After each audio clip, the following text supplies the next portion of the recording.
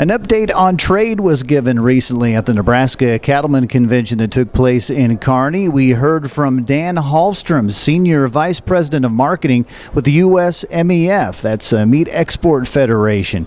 Dan talked about some specific countries and how beef trade is going in those countries, and also what a TPP agreement, or lack thereof, does mean for USMEF.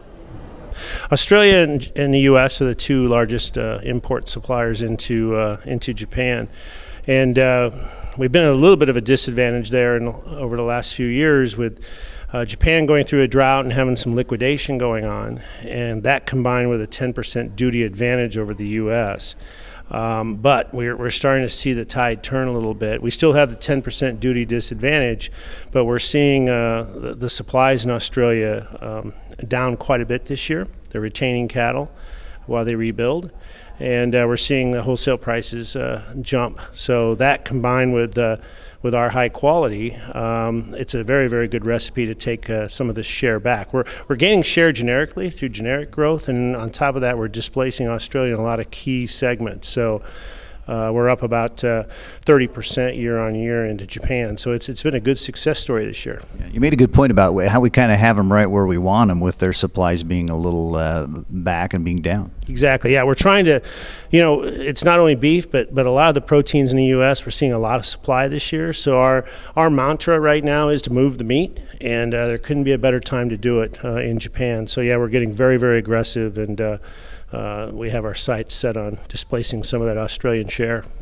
China, let's talk about that country, and of course the recent opening. But what can we develop there? Well, China's still it's been announced that they've dropped the ban into China and U.S. beef, but still there's a lot of work to be done. It's a very high priority for the U.S. government and the U.S. beef industry. NCBA has been playing a lead role, of course, as well, and I think the industry is very much aligned to get the protocol lined up with the Chinese, and that'll still take some time. In the meantime, we're not sitting idly by while we wait. We're still doing a lot of business into Hong Kong, and we are doing business on pork into China. So this is an opportunity to lay the groundwork for beef as well, because a lot of the players in the trade are the same, and that's what we're doing. We're laying the groundwork so that when U.S. beef is available and ready to go, we're ready to do it. Let's talk Mexico, and you had another good point there about how important NAFTA is on working with the beef trade to Mexico. Yes, Mexico and Canada both are very important markets for the U.S., and the beauty of it is that the product mix is a little different between Mexico and Canada versus Asia, and this is the key, is moving the whole carcass. And so in that regard, Mexico is a key market for a lot of products, oxtails, for example, and a key market for inside rounds and chuck rolls and things like this.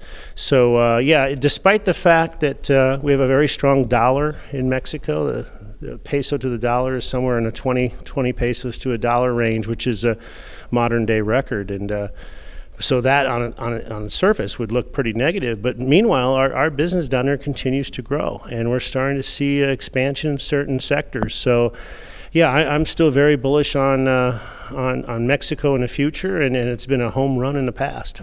Let's wrap up by talking a little bit more about Trans-Pacific Partnership and USMEF. How do you feel about Mr. Trump's comments on backing out of a TPP? Well, on the surface, it's concerning because in the TPP, this 10% duty differential with Australia was addressed. At the time of implementation, we would go on par with Australia into Japan. So that being said, we're optimistic, though, that even though if TPP as it is today is not in the cards, we're optimistic that some sort of bilateral or some sort of agreement could be made, and I think the industry is aligned on that. So, the good news today is that despite the fact that we have this duty differential, we're still able to make huge gains on share. So we'll continue to focus on that. Once the new administration is in, I'm sure the beef industry as a whole, will have their sights set on telling our story in Washington. At the recent Nebraska Cattlemen Convention in Kearney, I'm Joe Gangwish.